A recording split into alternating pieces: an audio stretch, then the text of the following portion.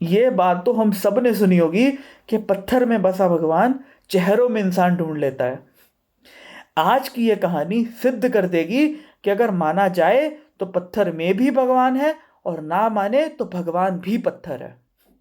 नमस्कार, मैं वासु वधवा आप सभी का अपने चैनल पे स्वागत करता हूँ।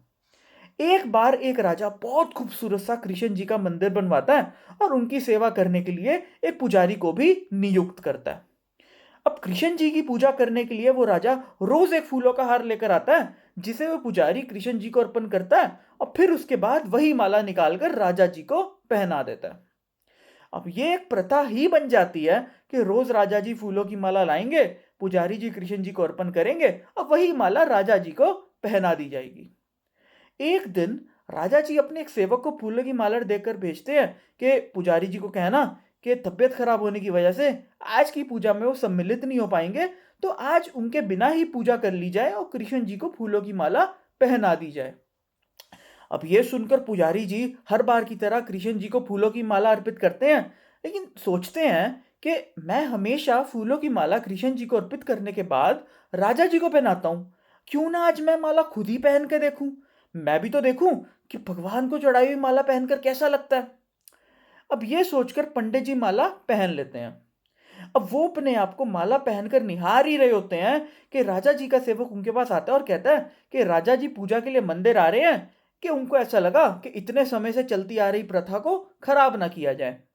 अब ये सुनकर पुजारी डर जाते हैं कि अगर राजा जी ने उनको फूलों की माला पहने देख लिया तो उनको दंड देंगे। ये सोच पुजारी जी अपनी पहनी हुई माला वापस कृष्ण जी को पहना देते हैं। राजा जी मंदिर आते हैं तो पुजारी हर बार की तरह भगवान की पूजा करके उनको अर्पित की गई माला राजा जी को पहना देते हैं। अब माला पहनने के बाद राजा जी देखते हैं कि माला में तो एक सफेद बाल है। अब ये देख राजा जी गुस्से में पुजारी को पूछते हैं कि ये माला में सफेद बाल कहाँ से आया, क्या मुझे पहनाने से माला तुमने पहनी थी।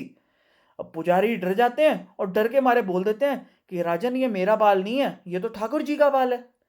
अब ये सुन राजा जी और गुस्से में कि एक तो माला मुझे पहनाने से पहले खुद पहन ली और ऊपर से झूठ बोल रहा है।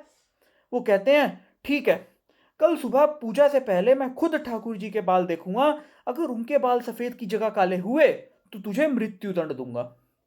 अब ये सुन के पुजारी डर जाते हैं। अब रात भर भगवान के आगे बैठे रहते हैं, रात भर भगवान की प्रार्थना करते हैं कि हे भगवान मुझे बचा लो, क्योंकि अगर सुबह सिद्ध हो गया कि मैंने आपको चढ़ाई हुई माला राजा जी को पहनाने से पहले खुद पहन ली थी तो मुझे मृत्यु दंड मिलेगा, तो भगवान कुछ भी करके मुझे बचा लो। अगले दिन राजा जी मंदिर आते हैं और कृष्ण जी के बाल देखने के लिए उनका मुकुट उतारते हैं, तो देखकर हैरान हो जाते हैं कि उनके बाल तो सफेद हैं। अब ये देख राजा जी ठाकुर के बाल खींचना शुरू कर देते हैं कि कहीं पुजारी की फिर से तो कोई नई चाल नहीं है। अब भगवान के बाल खींचने के चक्कर में उनके बाल टूटने लगते हैं और खून भी निकलने लगता है। ये देख राजा जी भगवान के पैरों में गिर जाते हैं और भगवान से क्षमा मांगते हैं कि हे भगवान मुझे क्षमा कर दो, मैं बेवजह ही पुजारी को झूठा बोलता रहा, उसकी बात नहीं मानी और आपके बाल खींचकर आपको भी तकलीफ दी। पीछे से आवाज आती है कि उस पुजारी ने मुझे सच में भगवान समझा और मेरी प्रार्थना की, इसलिए मैंने उसके लिए अपने बाल भी सफेद किए और तेरे खींचने के बाद खून भी निकलने दिया। लेकिन तूने मुझे सिर्फ एक पत्थर समझा, मेरे बाल खींचने लगा, इसलिए मैं आज से तेरे लिए सिर्फ एक पत्थर ही हूं। हम सबके जीवन में हमने देखा है कि वैसे तो हम हमेशा भगवान का नाम लेते रहते हैं, एक दूसरे के साथ लड़ते रहते हैं, तेरे भगवान मेरे भगवान करते करते, लेकिन जब कोई समस्या आती है या कोई कठिनाई आती है तो हम उन पे इतना भी भरोसा नहीं कर पाते कि जो हमारे साथ हो रहा है वो उनकी ही इच्छा से हो रहा है।